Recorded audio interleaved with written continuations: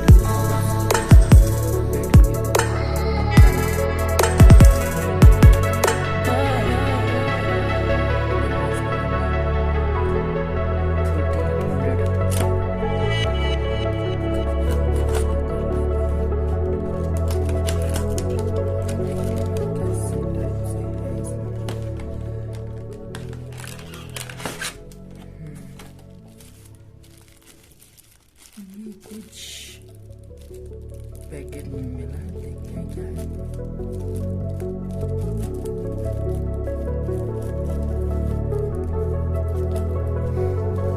चार को ये मिला, सिर्फ ये मिला। एक छोटा मिडिल का है और एक लार्ज है, बड़ा वाला तो।